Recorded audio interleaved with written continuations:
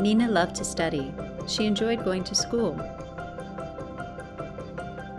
But one day, when she was 16, her father married her off to a man he chose. Mina then had to drop out of school. Now, as a full-time mother, Mina has to take care of her family all by herself. She works in the field and takes care of livestock. She sells vegetables at the market and often gets harassed by men. But no matter how much money she earns, there's none left over for her own use. Mina's husband is well known as a kind, hard-working man, but at home he becomes violent towards her.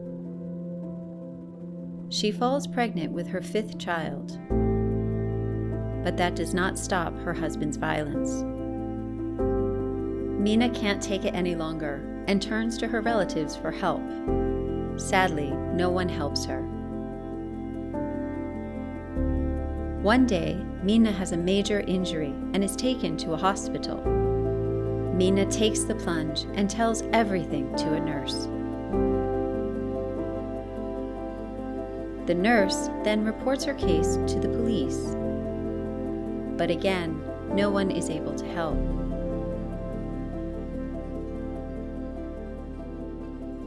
Mina miscarries her baby. Now she is constantly unwell and depressed.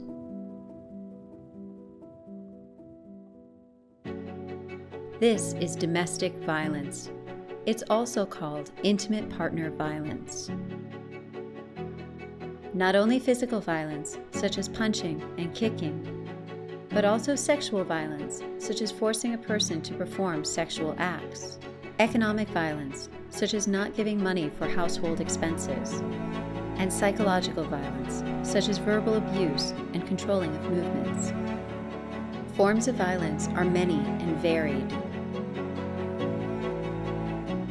Women's very lives are threatened by the violence inflicted by their partners and families. Apart from domestic violence, women and girls also experience other forms of violence.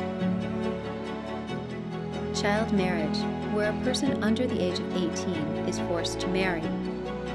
Human trafficking for the purposes of sexual exploitation. FGM, also known as female genital mutilation. Sexual harassment in the workplace or in the community. Rape and sexual assault. Online sexual abuse and harassment are also on the rise.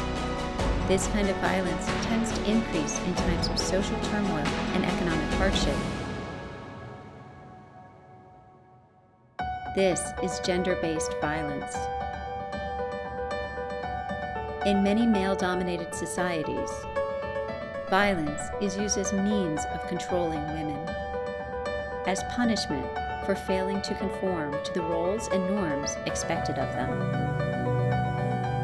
They are traded as commodities by their families and communities. Many women and their children who experience violence suffer long-term psychological and physical damage. Children growing up in an abusive household may face developmental problems. Annually, the global economic loss due to gender-based violence is estimated to be equivalent to $1.5 trillion US. If society recognized gender-based violence as a crime, and if support for those affected by violence were widely available, if survivors were supported with recovery, rehabilitation, and empowerment, and given opportunities to reintegrate into society, and if perpetrators of violence were properly punished and given access to education for rehabilitation, then we could create a society where all Minas around the world can live safely and in peace. We could create a society where everyone can live with dignity. Now is the time to act.